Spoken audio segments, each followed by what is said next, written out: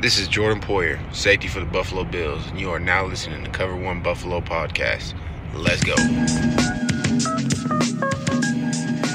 Good evening and welcome to the Cover One Buffalo Podcast. You are joining your host, Greg Tompsett, and I am joined by my partner in crime, Aaron. I can't break tradition. How does it feel? It's whatever, man. It stinks. It stinks to lose football games. Some point in that fourth quarter, I just kind of got myself to the point where we were at going into this, which was this season was a success before this game ever got underway. Would I've liked a better effort? Yes. There's some things that we're going to talk about tonight that I would have liked to have gone differently. Absolutely. We've got all off season to argue about them. I tweeted this out a little earlier. These are the problems I've always wanted for the last 20 years is to sit for the rest of the offseason and argue about losing in a conference championship game. So I'm ready to take on the comments and argue about a conference championship loss from a team that had a really, really fun year. Yeah, I feel exactly the same. It is, 28 other teams already went through this emotion. Whenever it ended, it was going to suck. This sucks.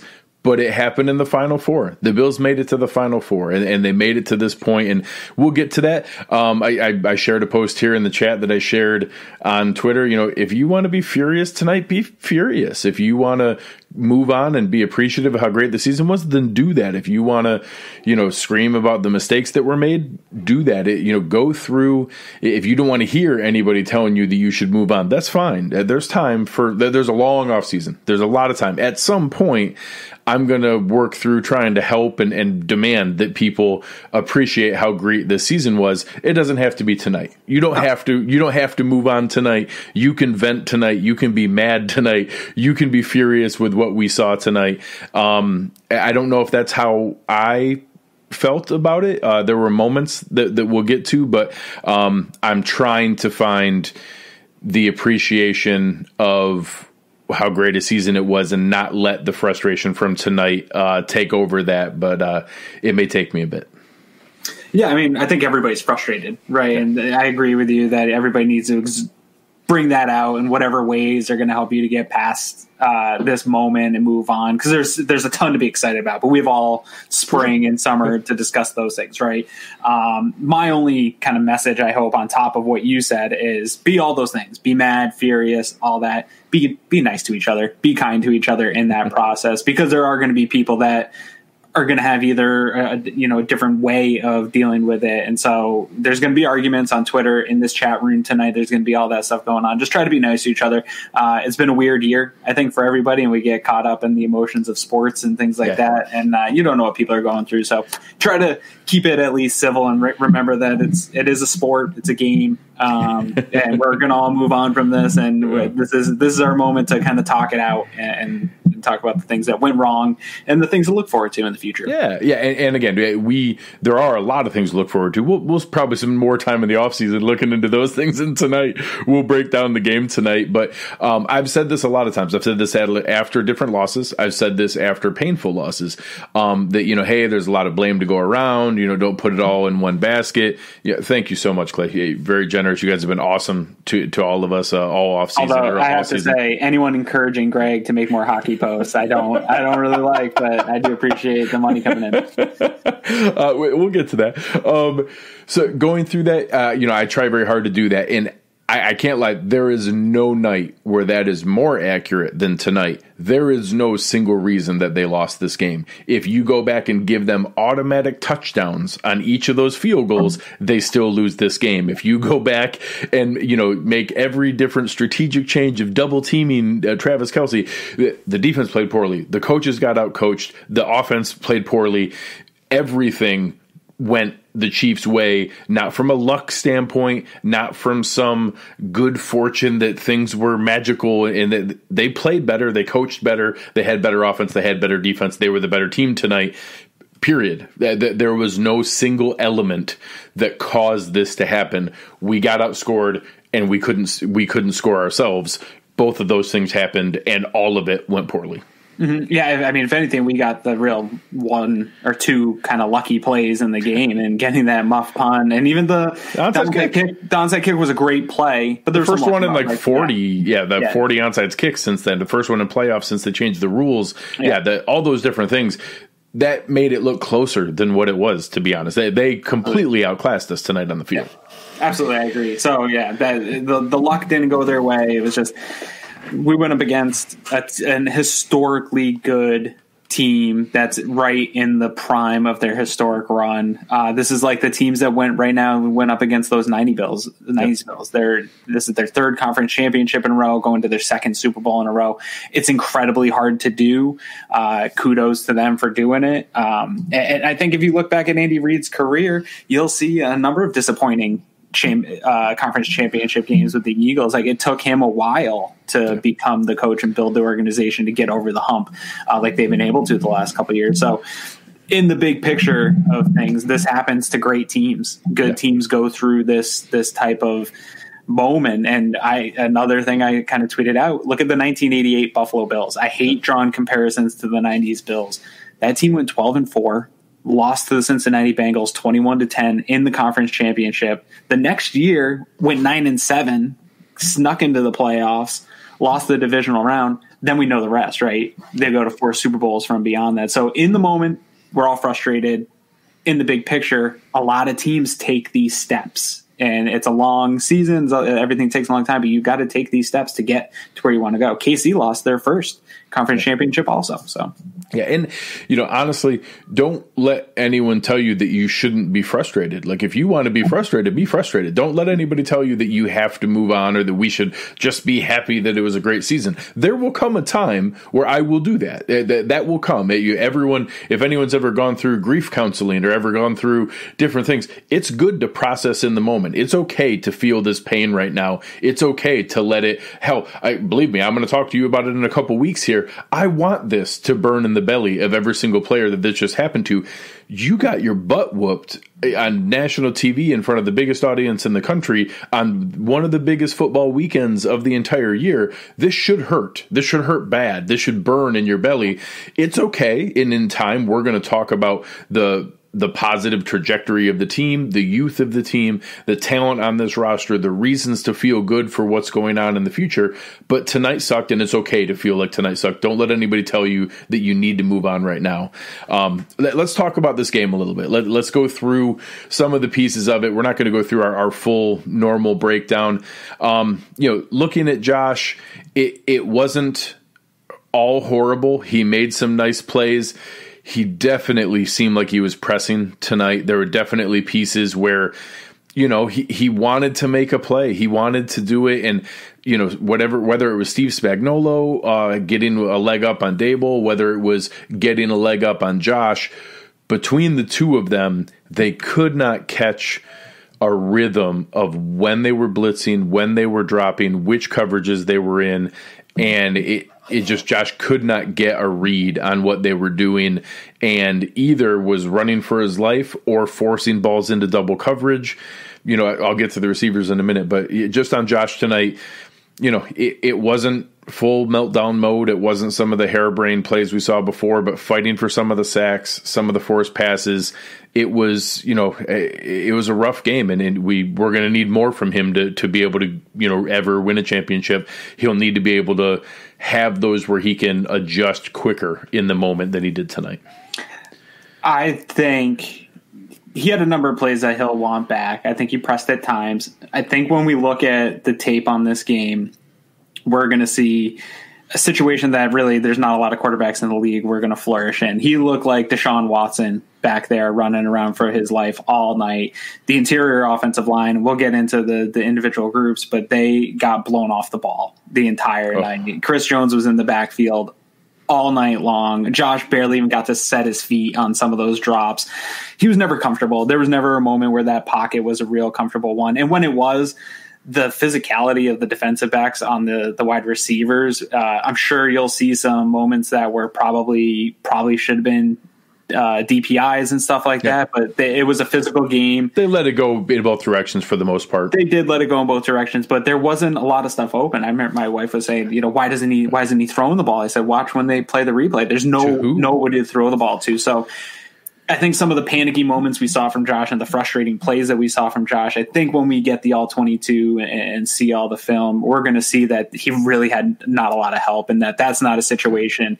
If Tom Brady gets situations like that, he's dead to rights. I think even Mahomes, I mean, in the moments that the Bills almost got on Mahomes, guys were wide open. Like, he found outlets of guys being wide open. There wasn't a lot of that for Josh tonight. So kudos to Kansas City and Spags. He had a great game plan dialed up. We didn't think anybody could really lock down the Bills wide receivers like that. And really all night they were laboring to get any type of separation. Yeah. So appreciate it, Justin. I think that, at some point I'll be ready to listen to that, that I do think that's true, that they're going to be matching up for years to come. But, per our man overseas in the Nordic regions, we appreciate you so much. And Mark, you coming in from Alaska, you guys are pretty much on opposite sides of the North. If you keep going in the Arctic far enough, it just I think you guys might join sides. That one hurt tonight to be able to be in a position that we appreciate you guys, Tyler. You guys are very generous tonight. We really, really appreciate it. Being able to be in that spot where we counted on that separation, those releases at the line of scrimmage, everything that they had done all season long, they had to come through on that tonight. And I know this isn't a surprise. They do keep the flags in their pocket more often in the playoffs. They're going to let you play physical. They're going to let them go through that. But it was frustrating tonight that they couldn't get home on those. Yeah, absolutely. And there was a couple drops in there that were big. Stephon Diggs had a big drop that would have been a first down to keep a drive going. Obviously, the Devin Singletary one will probably be talked about a ton. Super frustrating game overall from Devin when we get into the running back play. If we even have time to really even discuss it, it was more of a speed bump. For Steve's question here, the answer is yes. To all of it? Yeah, it's okay to hate them and to respect how good they are. Yeah, it's okay to do both. I thought they went overboard.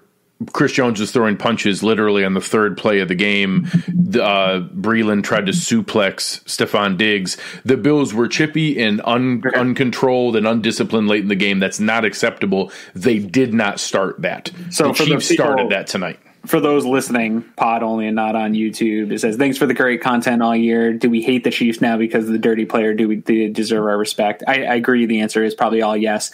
I think there's some individual players that were kind of out of hand. And Chris Jones was the most worst case scenario. He should have been ejected for that. He threw a punch. He punched the player in the head. That's an ejection. That should almost be... And they want to get that stuff out of the game. And I do think there's a case to be made when maybe the Bills could bring this up to the rules, is that's one of those things that should be able to come down from upstairs and say, hey, we got it on the replay that this guy threw a punch. After the play, be able to go back and say, hey, it came down that a punch was thrown. You have to either take your unnecessary roughness or get ejected from this game. Because there's really no place for that, because we saw that kind of thing build up and that chippiness build up in the game. Somebody could have gotten seriously hurt. These are big human beings. You do not want them trying to rip each other's heads off, and it really escalates from there. So, but I do think they deserve a ton of respect, because outside of the handful of dirty plays that happened within the framework of that game, they dominated the Buffalo, really good Buffalo Bills team. So Travis Kelce wasn't cheap. Patrick Mahomes wasn't cheap. I didn't see any of that from any of them. Another guy coming in from Cairns, Australia. I appreciate you, Chucky Wookie. That's a fantastic name. It's something, tonight I think it did expose everything to be able to go through the lack of a running game. I didn't hate that they tried to bring it in a little bit here or there. I thought that was the right mix. 48 passes and 18 rushes, and even earlier in the game, it was a similar ratio. I think early in the first half, it was 24 and 11, 28 and 11. That's the right ratio to be able to go through and do those things. That we're a pass heavy team. It shouldn't be 25 passes and 0 runs. We need to to be more effective when it happens. And I think tonight showed you anything. TJ Yeldon with his 3 carries for 15 yards and then his 4 catches for 41 out of the backfield. Devin Singletary, 6 carries for 17 yards, 2 catches in 9 yards, and a back-breaking loss or a drop from a momentum standpoint on what would have been a conversion on second down. We ended up getting blitzed and taking a sack on third down. You know, there's a lot of what-ifs and butterfly effect moments that you warn people all the time. You can't do that and go that route and try to just what if. The same thing with the field goals at the time, and would if we had gone for it. I'll get to that in a moment. I think our running back room is in need, and I don't want it to be in need because we've spent back-to-back third-round picks on it. Tonight kind of exposed that we don't have a weapon in the backfield right now, and I'd like to have that. I wish we had a better outlet and a better weapon out of the backfield than what it seems like we do. Yeah, 2 things on that. I agree with you. I think it's a bigger need than people are going to want to realize. I'm not saying the Bills. I'm not in good company on Twitter when I say that I'm not opposed to teams taking first-round running backs as much as many people are. I don't think the Bills need to go there, but I do think that they need to add to this. Antonio Williams isn't the answer. It'll be fun to see him play in training camp next year and earn a right to be on the roster at some point. But they do need a guy that they can rely on in situations and in games like this to keep the offense ahead of schedule. It's great to have this high potent passing offense. All that's fantastic. But if you can't get into third and short situations with some type of balance, it puts so much pressure. And when you're playing a team that's able to lock up your receivers like Kansas City did, you really just give them the advantage because they know you have to pass. They know you're not going to be able to establish anything on the ground. Some of that's also going to come with interior line. We have to shift up some of what's going on in the interior line. Ike Bacher was a fun, improvement from what we saw from Cody Ford or Brian Winters. Yeah. Not being as bad as Brian Winters doesn't mean you're a part of our future. Exactly. I have questions about John Feliciano. I know that he grades well in PFF. I know he's a fan favorite, and obviously he's going to be even more of a fan favorite for sticking up for Josh late in that game. I have not seen a lot of great moments from him this season, and especially in pass protection. And if you are going to be this high-powered passing offense and everyone's saying, well, he's a better run blocker, well, when they run to his side, there hasn't been much more success than we've seen him in the passing game. So he does bring that attitude, but I want to get a more talent at the running back room, but we also are going to need something in the interior line to open up some holes. You can have all the talent in the world, but if you're just running into walls of defenders, I don't care who you have back there, unless you have Barry Sanders that you pull out of nowhere. But those guys don't exist. So moving on to the receiver room, once again, you saw Stephon Diggs and Cole Beasley are weapons. They can get open. Tonight was not their best performance of getting open. I've always thought that the best way to impact Stephon Diggs is by being really physical with him at the line of scrimmage. He's not the biggest receiver. His route running is phenomenal. If you can throw off the start and his jump, that can impact him. So that made sense that they did that. What it really exposed tonight, when you look at these 2 plays, and you saw it from one of the Super Chat comments that came through about the weapons from Anthony, we don't have a Mecole Hardman or a Tyreek Hill. And I think Isaiah McKenzie's fun. He's like a poor man's Hardman. He's not a refined route runner. He's a lesser version of Hardman as a gadget weapon.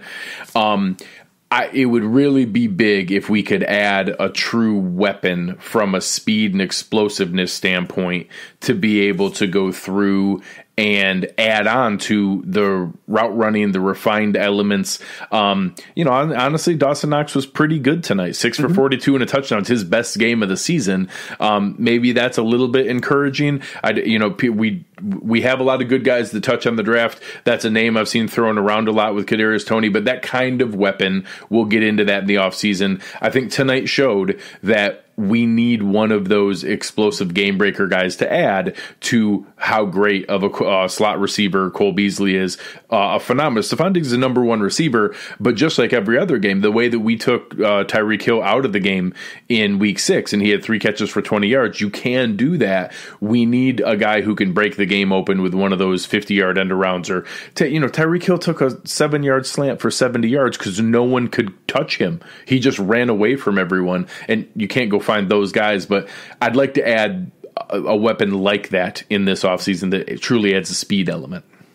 Yeah, I think, it's something our friend Bruce Nolan and I have talked about, mostly in DMs, of talking about, adding speed at the running back position too. And I agree. I think they need more explosive type players. But the thing is, when you look at Hardman, when you look at Tyreek Hill, they have other traits outside of speed. The speed is their elite trait, but they are great in a number of other things. Refined route runners that can actually get open. So I don't need just a speed guy. I want guys that have the other traits of, making people miss, elusiveness, things like that. We've seen speed fail in the NFL time and time again when it's just raw speed, or people being able to take that away. I think what happened in this game was a couple things with the wide receivers. I agree with you. The way to get into Diggs is to get physical, but it was a combination of them getting into Diggs, but also there was a guy a step away from Allen almost every time he dropped back. So if you can make Diggs get off his route for even a split second and you're creating pressure, that's the mix, right? That's how you eliminate that. You can live with Diggs facing some physicality right within the contact box if you're able to protect Josh Allen and give him enough time for Diggs. Because if you contact Diggs, he's going to shake away at some point. It's contacting Diggs and getting pressure on Allen, making Allen get off his spot, run for his life. That's just a mix that's not going to work for the Bills. And if Diggs is getting taken contact, like John Brown's not going to get off contact at the line of scrimmage. He's just not that guy. Beasley can a little bit, but he got bullied. Maybe a healthy Gabe Davis. That was really weird the way that we saw that. He didn't get barely any snaps in the first half. Then he played a little bit in the second half, but it seemed like only when Beasley was cramping up and needed to go out of the game. So it was odd the way that they manage that. I had talked a fair amount about Kenny Stills during the week, and that it sounded like maybe we were going to see him. So now playing Davis but not giving him any snaps in the first half was odd. I was a little surprised by that. He's a guy that I hope healthy next year is that physical weapon that could get off the line of scrimmage and not be pressed, but we'll see where that goes. Yeah, there's tons to be excited about Davis. I do think that's something that I hope here in the press conference, whenever that's going on with McDermott while we're going live here, that somebody in the media does ask about the decision of Kenny Stills to be elevated but not activated for this game if Davis wasn't going to be contributing, right? He just didn't really contribute at all. So I wonder what went into that decision, if they just saw Stills in practice over the last couple of weeks and maybe he just wasn't there with the offense or they didn't feel the comfort. But in hindsight, it looks like maybe they should at least given Stills if you weren't going to really use Davis. But Tim, that's awesome, man. We really, really appreciate you. And again, we certainly are going to be working into a mode where we will switch into future gears and talking about where we need to go. But tonight's about letting this fire in our belly hurt a little bit, so that's okay. We appreciate you very much, Tim. The offensive line tonight, you've kind of hinted at it a couple times. It was bad. Tonight was not great. I don't remember a horrible Mitch Morse play. I'm sure when I watch the film, if I can make myself watch the film, I'm sure I will. Darrell Williams looked really bad on several. Ike Bacher looked really bad on several. Feliciano looked really bad on several. Dion looked good, but this was not his best game. He had really started stepping forward, and he looked bad on a couple reps tonight. The Chiefs front seven, and obviously Chris Jones and Frank Clark are special talents, but letting some of those other guys get to Josh like they did and seeing consistent pressure from Okafor and Derek Nadi and letting guys like that consistently get home and, Passignon and guys like that was a little frustrating to see that, I get it if Chris Jones beat you, Tershawn Wharton shouldn't be working you over. Yeah, I think a number of the pressures were from schematic, from Spags, and they brought a number of corner blitzes. I think that had guys confused early on. It looked like the offensive line at times just didn't know what was coming. So I don't know how much of that's on Josh. A ton of the quarterback hits were Brashad Breeland, Shavarius Ward, Rashad Fenton, Absolutely. Like a ton of those. Teron Matthews in there. Sorensen, L'Jarius Sneed. Like they brought a ton of DB pressure. Lots of DB pressure, and I think that messes with some of the assignments. You know pressure's coming. You're not sure where it's coming from. We saw that with the Bills when they got more aggressive here this season. Their ability to do that to other teams. Obviously, tough to do that against the Chiefs, but we saw that ability that the Bills had, and it's difficult. I don't know how much of that's on Allen and changing protections, how much of that's on Mitch Morse, really what was going on there, but it looked like a number of times the Bills just got confused with the different types of looks that they were getting, and it led to stuff in the interior line collapsing and guys being off assignment and things like that, because there was a number of free rushers coming through, and that is not supposed to happen. If you know where guys are coming from and you can call the right protections, you shouldn't have constant free rushers, even when teams are blitzing. Numbers aren't going to go in your favor every time, but it shouldn't be as many free rushers as we saw tonight. So there was some miscommunication. I'm sure Eric's going to let us know when he does his film breakdown of this game here this week, and I can't wait to find out really what went wrong with pass protection against the Blitz, because teams that saw this, not every team can run these types of blitzes, but there is definitely a book to stop Allen. I think a lot of teams tried a lot of different schemes, zones, man coverage, zero blitz. Like the Ravens tried to totally change who they were. The Chiefs just put sort of a book on how do you make Allen look panicky and look like he's regressed, and they have it on film. So teams are going to try to emulate this going forward. So I hope they clean up whatever went wrong tonight. Yeah. Adnello, thank you so much. Incredibly generous. Same thing. John and Allie, we appreciate you guys. You guys have been awesome with us all season long. Yeah. This is really appreciated tonight. I genuinely appreciate all the contributions tonight.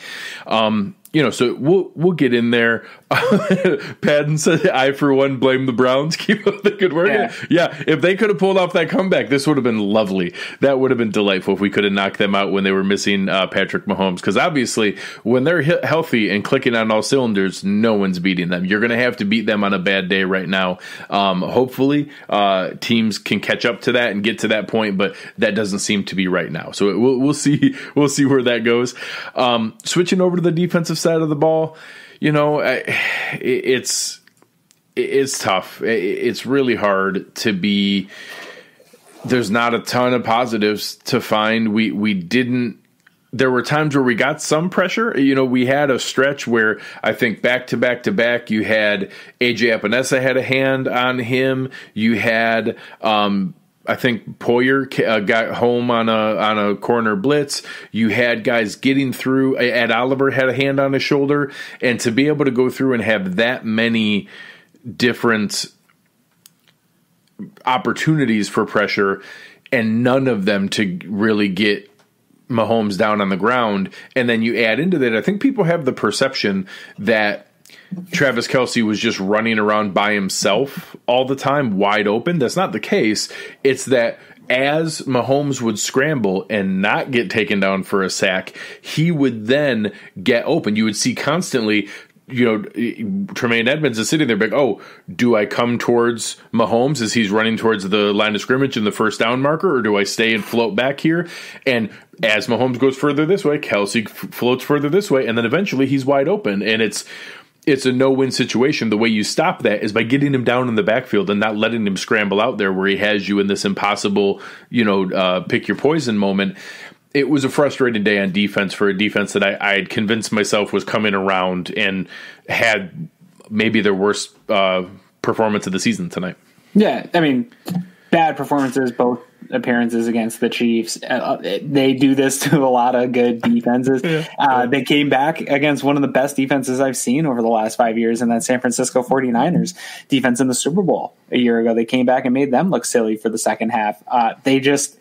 When Travis Kelce and Tyreek Hill and Patrick Mahomes are all playing on the same page like they were tonight, it is just tough to stop it. I talked about it here before we went live. If there's any basketball fans out there, it's like when you play the Golden State Warriors back the last couple of years when Klay Thompson and Steph Curry were hot, like you could throw all the defense you want at them.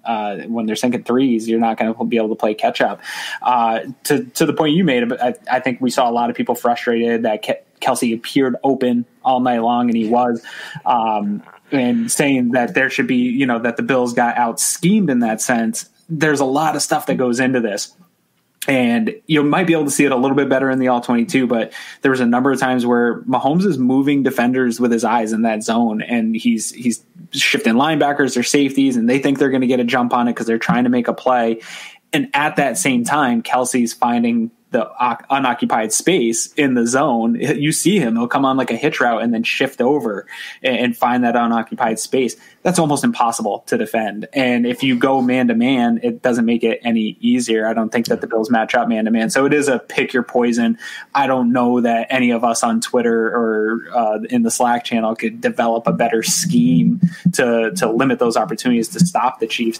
There was a stretch before that game really got out of hand where the Chiefs weren't getting a ton of toxic differential plays. I don't have my notes with me. I threw my book across the room at some point and just stopped keeping track. But at some point, it was like 3-3 toxic differential, and they were really actually making the Chiefs move the ball down the field 5-6 yards at a time, and they just continued to convert on those long drives, which they haven't been great at this year. So there was parts of the game plan where I saw it making sense, and just when those guys are all clicking on the same page, they're able to find these spots in the zones. They're able to sort of pick you apart how they want, and that's why they've assembled this really phenomenal offense that they've done this to so many teams. So it's frustrating. I get the frustration with people being mad at Leslie Frazier and the scheme, but I don't know really what else you do when they're clicking like that. Well, and Eric did the breakdowns. We looked at a lot of the stats with so Max Robleski, one of our new guys helping with analytics. It's all of the best defensive performances against the Chiefs this year were consistently really, really heavy zone, really, really heavy four-man pressure, and getting home with four. That combination is what works. Everybody's saying, oh, we'll double team these guys and run man on those guys. There's not a cornerback in the NFL who can keep up with Tyreek Hill. It doesn't work that way. And Mecole Hardman is almost as fast, and then they have Demarcus Robinson. There's no safety or linebacker who can just take away Travis Kelce. He's 6'6", 260, and faster than the guys that we have. You have to have a scheme to be able to cover that. It's why they've built this team. It's why they've been to 3 straight AFC Championship games. It's why they've won the title last year and are about to fight to defend it this year. It is an incredibly difficult task to do that. The teams who have done it is where they've had a tight, cohesive, communicating zone, and the four-man pressure gets home and gets Mahomes on the ground. That's how you stop it. If he rolls out and is nobody in front of him, the guys can't keep covering for that long. There's no man coverage who can just keep up for 6 and 7 seconds when he rolls out. It's impossible. They have to do it on the front end. The plays that we saw at the end getting frustrated was way too late for that to stop. Yeah, and 2 teams have done it. So, like, out of the numbers of success, and only one when something games. Yeah, correct. They've lost one game in the last 23 games they were trying to win. They said all their starters against the Chargers. That doesn't count. They went 14-1 trying. Then all of last year, their winning streak. They've lost one game in the last 23 games that they were trying to win. That they were trying. Yeah, it's difficult. And somebody asked here, what is so hard? I forget. The chats are coming in great tonight, guys. Yes. But somebody asked, what's so hard about to guard Hill and Kelsey? And I hate to laugh at it. It seems like a legitimate question, but these guys, Travis Kelce, I've watched a lot of football in my life, and I respect the greats that came before people in this game. I've never seen a human being play the tight end position like he does all around. He's a great blocker. He plays like a wide receiver. He moves like no. He had the best tight end season in NFL history this year. Yeah. He almost led all of the NFL in receiving. Only Stephon Diggs had more receiving yards than him, receivers and tight ends. Yes, it's incredible. And Hill is just a phenomenal athlete. In a group of some of the most amazing athletes in the entire world, he stands out above them. And you saw, Taron Johnson's not a terrible athlete. Jordan Poyer is not a terrible athlete. Those guys you saw on that slant play, he is on a different plane than those guys, and they are phenomenal NFL caliber athletes. Yes. You can only do this with scheme. Like, you have to have a scheme to stop them. Yeah, absolutely. And so, you have to scheme well, tackle well, and some things have to go your way. But when they're clicking, there isn't a lot of those schemes. You can have the best scheme in the world, and when they're on the same page, and they've been doing this for a long time now together, 3 years, lots of playoff games. When you have that type of experience and things are going well, they've seen all the types of coverages that teams have used to try to defeat them. Andy Reid's seen it all. He has seen every single thing that the NFL. He's going to be a first ballot coach, Hall of Fame candidate as soon as he's ready to go in. So you have all these things working against you, and it's difficult to stop. If it was easy to stop, like Greg said, they would have lost more than one game in the last 23 tries. There's a reason why. Yeah, and so moving on to the coaching ranks for tonight, I have staunchly defended Sean McDermott, Brian Daboll, and our coaching staff. We have talked for multiple seasons that it was more execution than scheme. I thought they got beat tonight. I did. I thought they got out coached. I think Spagnuolo beat Daboll. I think that Bieniemy and Mike Kafka beat Leslie Frazier, and I think Sean McDermott got beat by Andy Reid, and it's frustrating to be in that position. I think that the execution and the talent on each side of the field enhanced that and made more plays, but Josh Allen wasn't given helpful answers ahead of time, picking out better protection, schemes and being able to put together better protection plans and giving quick hot route answers. We didn't see the first hot route to Beasley until like the sixth drive of the game. Those situations, Sean McDermott had been the most analytically inclined and aggressive coach the entire season. Those two decisions to kick field goals are not horrible. Neither of them were slam dunk decisions. When you look at the math and they share some of the bots online that look at the percentages of what it could impact, both of them were, hey, we highly recommend you go for it. But one was medium and one was highly. Like that, you're recommended you should go for it here because there's a much better chance of the outcome going for it there, pinning the opponent deep. The one, I get kind of the emotional, psychological piece of, hey, we need to get points out of this and be able to go into the half having points. But I was just frustrated to champion that all season long, that we are the most aggressive team. We know what the smart thing is to do. We know that you're supposed to do this and believe in your players.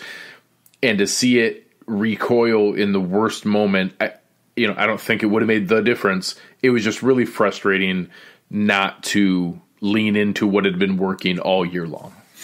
Yeah, so I agree with a lot of what you said. I think a lot goes into this. There's a team of people in the Buffalo Bills that are part of analytics. I think they run a ton of it going into the game of when these decisions come up, what are we going to do? Sean McDermott's incredibly meticulous. He goes through all these scenarios with that team. Those people are in the booth upstairs talking in his ear. Yeah. It's not solely a Sean McDermott decision. The decision ends up lying on him. He's the one that makes the final decision. So I don't know what those conversations are. We know what the bots say online of what should happen. We don't know what the conversations are between the team. And also those bots are great and I appreciate them, but there is some context built into it that the game isn't played on a computer or with X's and O's like that or zeros and ones. Those outcomes aren't necessarily predictive of future success.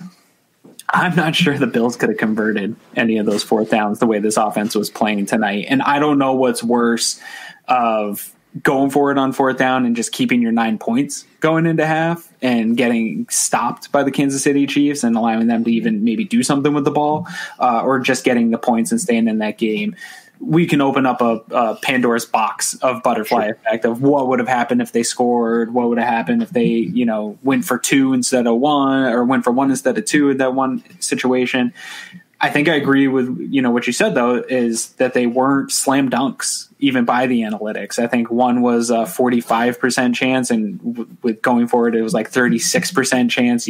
Anything over 36, you should maybe go for it. It was like a 45% chance of accuracy. So a lot goes into it. I think within the context of the game, I didn't feel super confident that the Bills were able to convert on fourth downs. They were laboring throughout this game to any type of successful offensive plays. Josh was running for his life the entire game. Every play.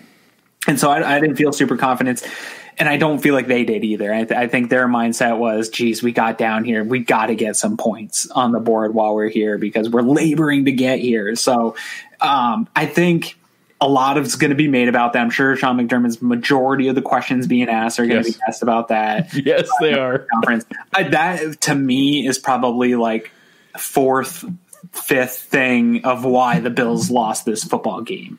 And I think it'll be talked about as the most thing. It'll be argued amongst fans here all year long. But I think ultimately talent, play on the field outside of those plays were much more leading to the final result of this game than those couple 2-3 decisions that we saw. I don't know how much impact it actually ended up having on the game, but it'll definitely be something that's debated all year, and that'll be the narrative all week long. Switching over to the defensive side from a coaching standpoint, I thought it took way too long to start to bring pressure. You saw when they did start to bring pressure, we actually made a couple plays late, and there's a live by the sword, die by the sword element of that. You saw what happened if you don't get home and you get Tyreek Hill in space. He gashed us for that 71-yarder. So it's way easier to say that at some point in some of those scenarios, and I'll actually tie this into the going for it decision. In a game like this where you start to see them pulling away and that, hey, they're really clicking tonight, you need to increase variance. You need to increase the craziness of the game because some of those crazy bounces, some of those big plays, you're going to need them to go your way. And I didn't love the feeling that hey, we want to keep it close because the offense isn't playing well, that I think that sent that message almost to the locker room. And the same thing with the soft zone that we kept going, trying to keep them in front. At some point, you have to acknowledge that, hey, this is not going to get it done when we're down by 2 scores. We need to be able to start to just inject some variance into this game because we need a play to happen. And we know the risk of that is they could break off a big one, but taking the shot and going for it on fourth down, knowing you might miss and it might look worse and be going to the locker room even in a bigger hole that, man, we got nothing out of that. The fact that we chose to stay down by 2 scores in that spot, and then later we stayed in the soft zone late into the third quarter, it felt like choosing to keep the game close versus rolling the dice that we get blown out worse, but taking a shot that we could come back. And that was frustrating, even if I'm sure I'm reading into it, but it felt like that in the moment.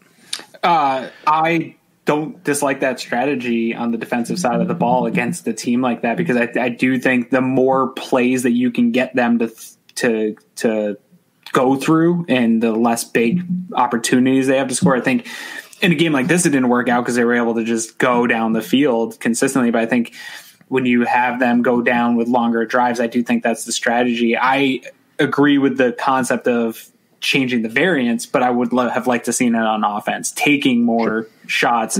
Some of the trick play stuff that we've seen from Dable in the playoffs and in big spots. We didn't almost none of the max protect. Yeah, we didn't see a lot of the stuff that we've seen this year where when they need a play to get something going. And I think all year long, they've really relied on the offense on that side of the ball, that if the defense could keep things close or keep things in check, that the offense at some point is going to kick it into gear and get going. And I'm just kind of reading into this team as I know them, and I think that's what they were sort of expecting, was at some point here, this offense is going to get going. And this type of offense, with how they've played this year, at any point can get us back from a 2-score game. We've talked about that a ton of times on this show, that you could be down by 14, 17, and this team can get you back in a game. They just couldn't get anything going. So I understand what you're saying, and yes, maybe they could have got a splash play on defense, but I think they could do that. And they've been able to do that in these types of soft zones this year, where Josh Norman comes in and punches out a ball, or a tip pass ends up going for a touchdown. We saw one of the tip plays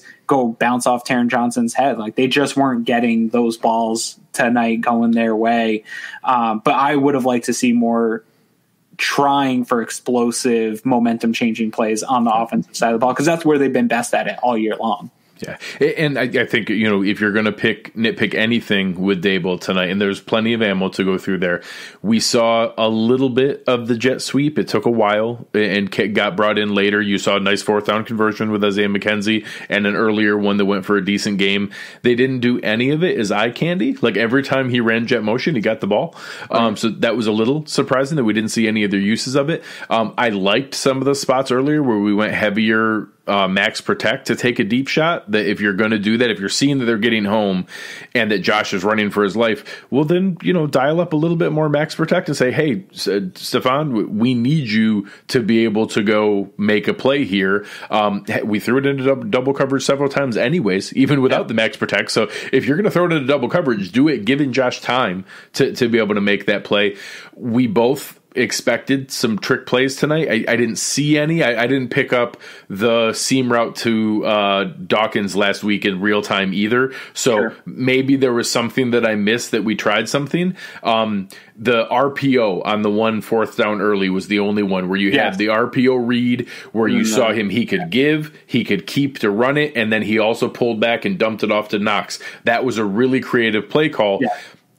It was the only time all game where I felt like, oh, great, that was a really good position to put Josh in.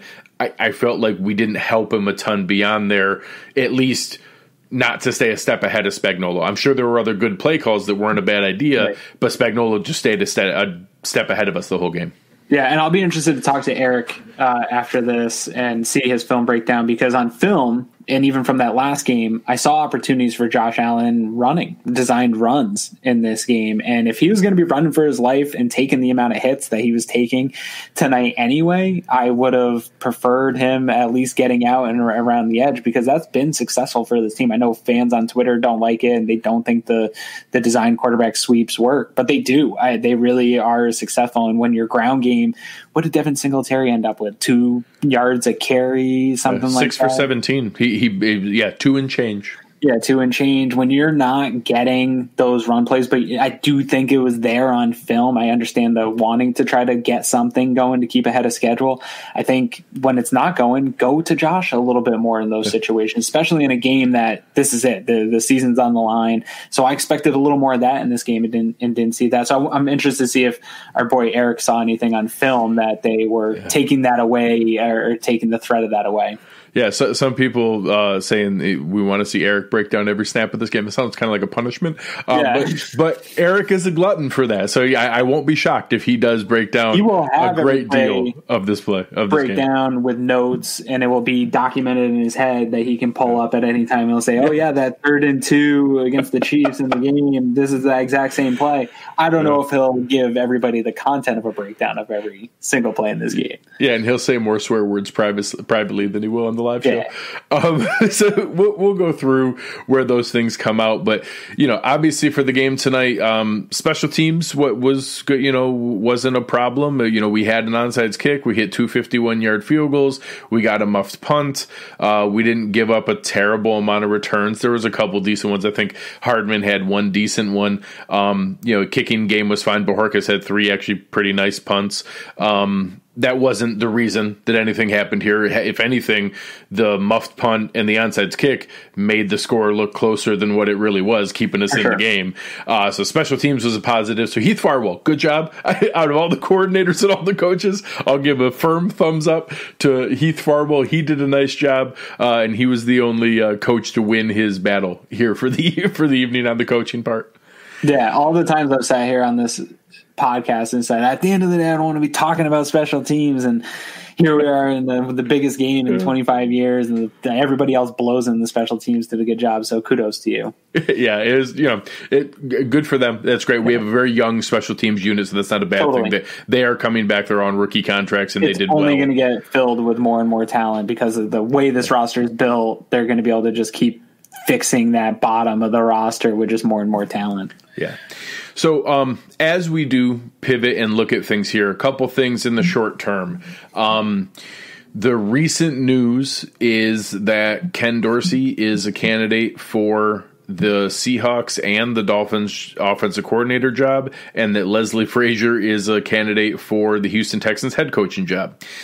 It was reported that it was down to Leslie Frazier and Eric Bieniemy, and that both of them were close enough that they were compiling staffs and starting to put a staff together, and then potentially the loser of this game would be the team that would lose the coordinator because they wouldn't have to wait 2 more weeks to build their staff and could get rolling. So we'll see how true that is. I did explain it on the breakdown show earlier with Eric about the new Rooney Rule structure, that in theory, if Leslie Frazier left and went to the Houston Texans, the Bills would be rewarded with 2 third-round compensatory picks for developing a minority candidate who got hired as a head coach. The same thing would apply for a GM. The 49ers are actually going to get 2 because of Martin Mayhew leaving to be the GM of the Washington football team, and Robert Salah leaving to be the head coach of the Jets. So they're going to get 2 third-round picks this year and 2 third-round picks next year. The Bills would get 1 in each year to be able to go through there. So, it all depends if timing is there, or Eric Bieniemy certainly looked better between him and Leslie Frazier tonight if you're going to do it on latest performance. So, we'll see where that goes. I certainly would love to keep as much continuity as possible to be able to do this. If you gave me a choice, I'd rather replace Frazier than lose Dorsey. I'd love to keep everything together for another year of Josh Allen to see if he can maintain the progress he made here. But that's going to be a big piece of some of the more recent news you might hear about here this week. Yeah, I think I'd rather lose Dorsey than Dable. I think we'll eventually lose Dable, but I think going into next year, I want to see Daboll back, and I think Dorsey's done a lot to get Josh Allen to this point, and that's been a great fixture for him on this team. You're going to lose somebody when you have this type of success. The Bills are lucky they didn't lose both coordinators and some of the guys in the front office here this year. The way it sounded, all those GM spots getting filled without losing any of the assistant GMs we had, the talent we had there was a huge win. Huge. Somebody's saying here, I wish we had kept Dorsey and sent Dable. Look, I like Dorsey. I think he's good. We don't know who he is as a play caller. He's lot of guys. Called plays. Yes, and maybe he'll be a great play caller. I think he's probably a good offensive mind. I don't know. It's an unknown to me. I like the proven production that we've seen from Brian Daboll, and so I'm going to continue to go with proven production. Some guys are good positional coaches. Some guys are good coordinators, and that doesn't always transfer up. We see good coordinators not be good head coaches. We've seen good positional coaches not become good offensive coordinators. That jump isn't always automatic just because somebody's good at their role and where they're at. Leslie Frazier, I've seen a couple comments here saying people want Leslie Frazier gone. I think that's ridiculous. Am I worried if Leslie Frazier goes? No, I think Eric Washington probably steps right into that role. He's been a defensive play caller. I think he worked with Sean McDermott long enough. I think he's an option at least to do it. And both John Butler and Bob Babbage. Sure. This is Sean McDermott's defense. At the end of the day, that's not changing. I think people that are frustrated with the lack of aggression and that being a Leslie Frazier thing, I think ultimately Sean McDermott and Leslie Frazier co-game plan these game plans. Sean McDermott isn't just giving this up to Leslie Frazier to do his thing. But Leslie Frazier is a really good teacher, and these men in the room rally around Leslie Frazier. They like playing for him, and that's important. Sean McDermott talks about these guys being teachers all the time, so I don't want to lose that. I don't want to lose guys that are good for Sean McDermott and help him out through this process. This has been they were at the end of the season weighted top 7 or top 10 DVOA defense in the NFL after a terrible start to the season. So This is 3 years in a row by DVOA metrics that they're in the top 10 defenses. So Leslie Frazier's not bad at his job. I don't want to lose him. I don't want to send him off because one bad performance against KC. If they lose him, they get a compensation pick, and I think they've got guys on the roster or within their building that they can just step up and everything stays the same. So it's a type of loss we can absorb, and I don't think it'll kill long term, but I'd rather keep him if I have the option. Yeah. And Anthony's point here, I think that's very possible. I think that being happy that Daboll leaves, it also increased the likelihood of losing Dorsey, and we could lose Daboll next year. And good teams lose coordinators to jobs because you're good teams, and other teams are going to try to replicate what you're doing. And really good teams just keep going. Yeah, Andy Reid, when they talked about all of the coaching tree that's out there, it's because Andy Reid loses all his coordinators all the time because they get plucked. And all the jokes that people have about Belichick's tree, it's because they keep getting hired because they're a really good team. When you're a good team, you lose coordinators. It's just what happens. Like, it's not the end of the world. You need to have a plan. And if you're going to have that happen, having incredibly meticulous, detailed leaders like Sean McDermott and Brandon Beane is a really good thing because they have plans for that to be able to have guys ready to step into those places. And now having Stephon Diggs and Josh Allen is a really nice sales pitch to bring another guy in from the outside in case they want to bring somebody in from the outside. So it's something that's there. And I know, I meant it earlier when I said, it's okay to process tonight how you want to process it. And if you want to be mad tonight, be mad because it sucked. If you want to completely flip the switch and look forward to next year and the bright future, then do that. If you want people not to tell you to look forward to next year, that's fine. You can do that. I will say, people who are now saying we need to fire Brian Daboll, want him gone, we just shattered every offensive record in franchise history. That's asinine. That's insane to say that, hey, we want to make sure that we can get rid of the guy who just helped us shatter every offensive record in franchise history, the most points scored ever, every passing record, every receiving record. That's crazy. Was today his best performance? No. Does it suck that not his best performance was in the AFC Championship game? Yes. That's not the same as we need to get rid of him tomorrow. You need to breathe and take a minute. Yeah. I'm cool with everybody. Whatever you got to say right now to get over this loss, I'm all for it. I'm not going to take a ton of stuff at face value with what people are saying right now. I think when we all pull back, we're going to celebrate the success of this season. I think almost every Bills fan will celebrate the success of this season. They've definitely overachieved, I think, by everybody I know's estimation. And this is a good staff. Just 4 or 5 days ago, we were all celebrating how lucky we were that Brian Daboll was slipping back into our possession. Everybody that retweeted that. Yeah, I still feel the same way. It was a tough game, and it's going to be tough to process. Yeah. And Kansas City's fantastic. Absolutely. I think the flight home for this Buffalo Bills team and this coaching staff that has to sit there and watch this, they're going to be taking a look at this on the flight back. This is going to be way worse for them than it is for us as fans to have to sit there and watch it because they know how hard it was to get here and how much work they put in to get to this position. And Greg said it. They've got months for that fire to sit in their belly. I'm going to get over this. I'm upset right now and I'm frustrated. I'm going to get over this in the next couple of days here and go on with my life. They're not. And I'm happy that they're all coming back. We saw with the Kansas City Chiefs, one of the biggest things was them, I think some people hated their slogan this year of run it back. It was pretty fantastic that they were able to run it back with the coaching staff that they had, all the players they were able to bring back. When you have this type of success and can continue with the continuity, I think most teams in the league would be jealous of the situation the Bills are in to have gotten to a conference championship, and they're bringing all the parts back for the most part. And Greg's going to talk about their ability to bring Darrell Williams and Matt Milano back here and probably add something to this offense and to this defense here in the offseason. So there's a lot of reason to be excited, and a lot of teams are jealous, I think, of the situation that the Buffalo Bills have set themselves up in. And I don't want to go just firing people because of one game. Yeah, and for anybody who's here thinking we're defending people, I just told you literally everyone got out coached, everyone got outplayed. This was not a good performance. So I'm not letting anything slide.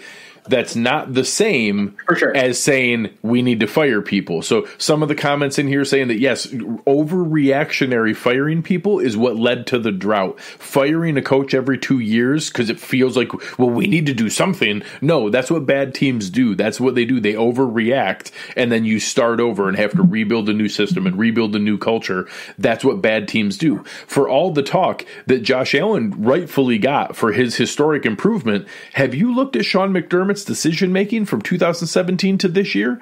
Like, yes, this year he was an analytics darling and one of the most aggressive coaches and making all the smart decisions. He's the same guy who used to punt in opponent territory all the time. He has evolved and improved as well. Part of this is banking on that continued improvement, that willingness to evolve and to be humble about what you need to improve and to be better about it next year. And guess what? Sean McDermott and Josh Allen and Brian Daboll have done that for 3 years in a row, getting better, assuming that this was the best it's ever going to be and we can't continue to improve going forward is naive and silly. They have the opportunity to do that, and I think that they've shown a track record that should encourage us to look forward to that, not to throw our hands up and be like, nope, we're screwed. This is the best it's ever going to be. Yeah, I think this is like a story as old as sports, too, where I talked about at the beginning of the show, where teams take steps to get to the top. And it started with that Texans game last year. We heard all about it this year, how that just burned in their bellies, losing to the Texans like that on national TV. They then came in and took a step where they broke every team record on offense, and they blew through this season. They went on a great run at the end of the year here and got to a conference championship against maybe the best team in football the last 20 years or so, as far as like their little run that they've gone on, the Kansas City Chiefs. They went up against the best team in football and lost, and it was embarrassing for sure, but it's going to put another fire in their belly.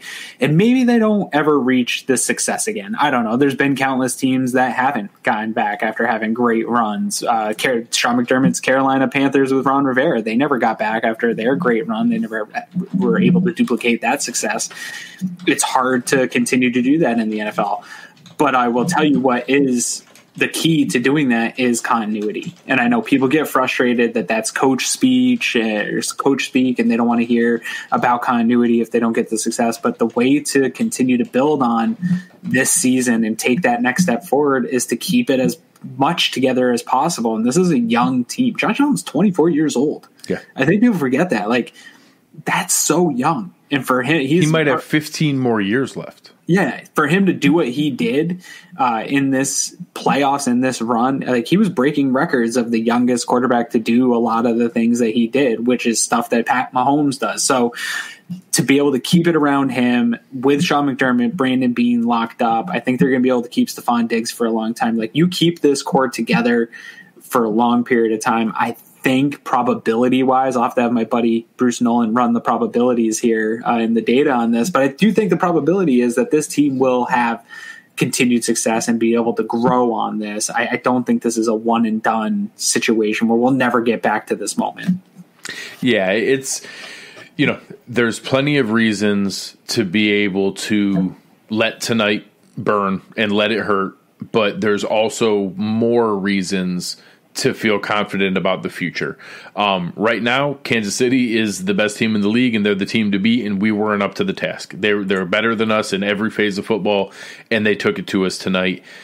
That doesn't mean that there's not a bright future here. That doesn't mean that there's not way more reasons for hope and optimism than there are reasons for frustration. And I'm confident that even the most frustrated or passionate fans tonight who are venting, and you deserve to vent because tonight hurt, you're going to realize that too in the coming weeks and months as we get ready to look at free agency and the draft and all the other things that are coming up here that have been consistently positive for this team. This was a 13-3 year with record-shattering performances and an incredible amount of positive achievements in the year.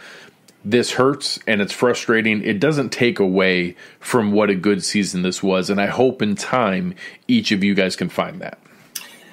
The Senior Bowl starts this weekend, right? Yeah. And I haven't even looked at anything draft related. So, for some perspective for that, I've been doing the show now for 3 seasons and working with Eric for 3 or 4 years, and by this time I've already got a plethora of notes because the season either ended early before the season was even over, or I knew we weren't going to beat Jacksonville in that game, and that I was already doing prep there.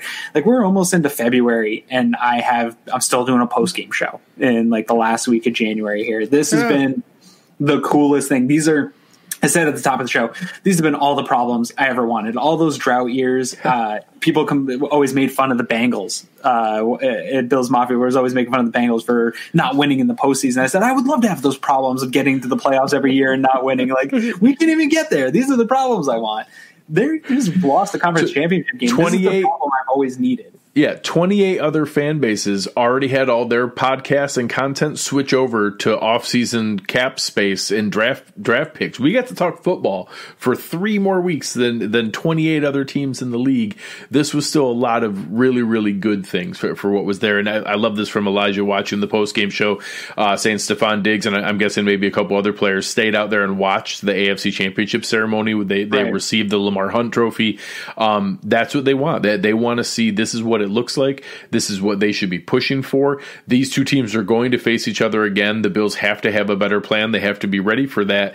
And this is the kind of thing that they need to be able to hold on to for the reason to do those extra workouts, the reason to do those extra reps, to put in that extra time together. Those are all the things that we need to be able to do. It's going to be very, very exciting to see what they turn it into. Absolutely. There's a lot of meat on the bone, and I think there's going to be a lot of time. Greg said it really well here tonight that it's okay to be frustrated. It's okay to be mad.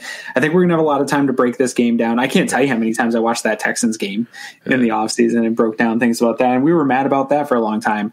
I think there's a lot to be mad about, and we'll break it all down and we'll talk about it and work through that. But I think there's so much more to be excited about the direction going forward. And I cannot wait to switch into the off-season mode and talk about how they're going to take that next step here going forward and add pieces to this team and keep it together going forward, and talk with you guys and come here every week in the offseason with Greg and discuss how this team's going to get better and take that next step, because this is a really cool window at the end of the day. We've been talking about it for a while here, that to enjoy this moment of this team this year, because I think this was the first real taste of success for the fan base, for this team, for a long period of it. And I cannot wait to see what happens next. And I want it to be a part of it with all of you and discuss it here all off season, because I've got nothing but excitement for this Buffalo Bills team going forward.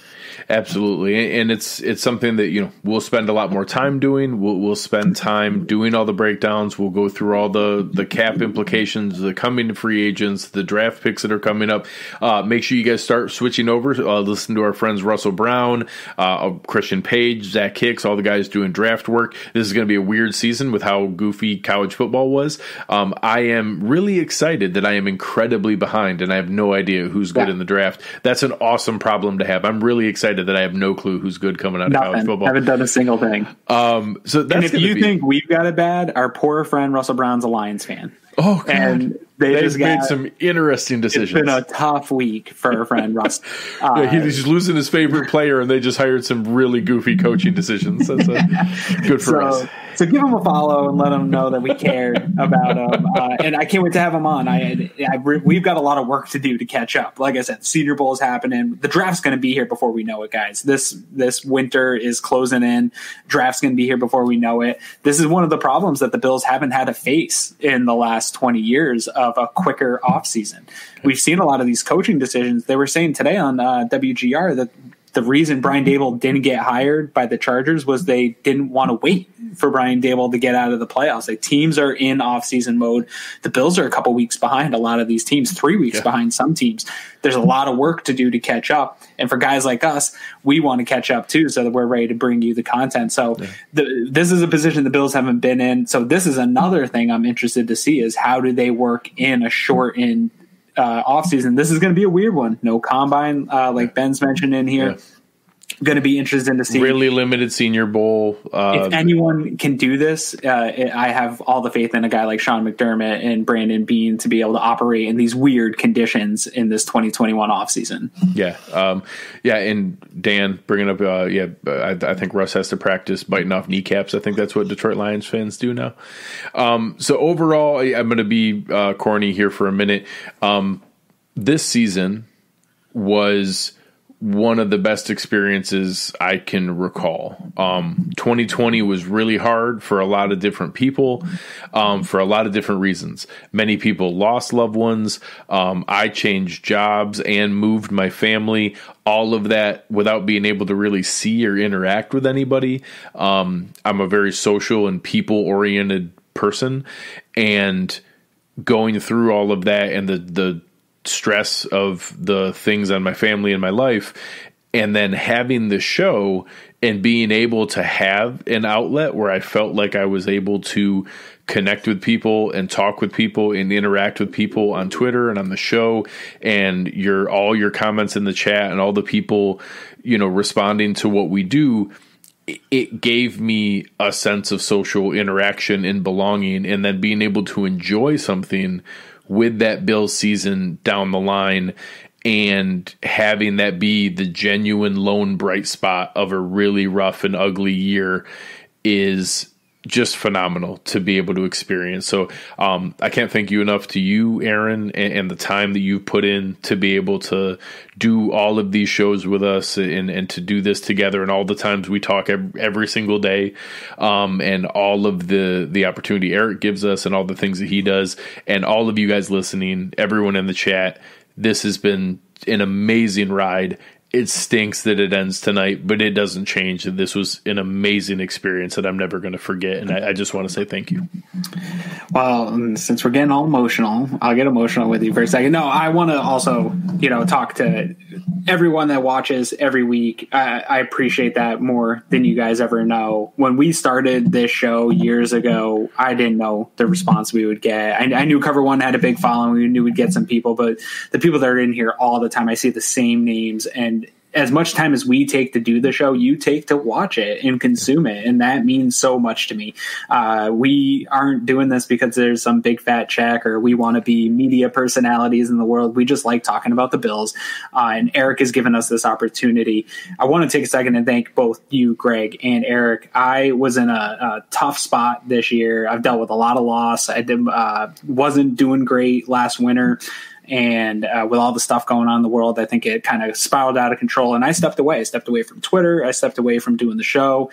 I was still in talking with these guys, and they kind of talked me back into it. And I appreciate that so much. You guys bringing me back in and keeping that seat warm for me, keeping the show going, and trusting me to come back and just have that spot for me means the world to me. I'm just another schmuck that likes the Bills. I'm nobody special, but you guys being friends and caring and keeping this open for me, I would have been kicking myself if I missed this opportunity that we had this season to spend it together. Like you said, talking on and offline, spending every night here with these people in the Slack channel. It really lifted me up from all the anxiety and stress and things that I was dealing with. This was the outlet that, while it got a little bit too much and burnt me out at one point, it really brought me back and lifted me up. So thank you to everyone that watches. You were all a part of that. Thank you to Greg and Eric. It's meant a lot to me, but it doesn't end tonight. This is just really the beginning of, like I said, of a long, fun off season, and I can't wait to keep going.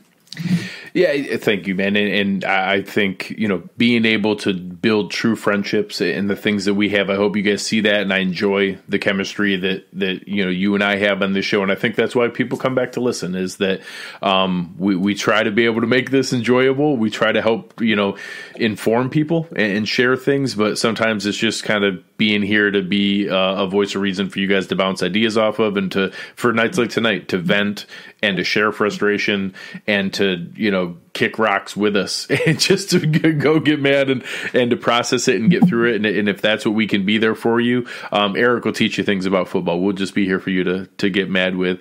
So thank you guys so much for everything here. A big thank you to our sponsors. Our first year with presenting sponsors and season-long sponsors like Uncle Jumbo's and West Her, our friends over at T-Shirt University and Paul Bannock Realty, and so many other things that help make this a fun opportunity. I am going to ask a favor. If you you haven't subscribed to our YouTube channel, that would mean a lot. As we bring up new shows, it really helps us get traffic going. And the more that, even if you check us out all the time, but you don't subscribe, the more people that subscribe, the more it shares it with to other people around, and to be able to go through and to be able to share that there. So all the work that we put in, that really helps bring things, new sets of eyes on what we do. So please make sure to help us out. And we're going to set up our schedule for the year going forward with the off-season content. We'll probably go back into our normal mode of maybe doing once a week, but we'll still be here for you guys all the way through. So, thank you to everybody. Thank you to our sponsors. Aaron, any final thoughts before we sign off?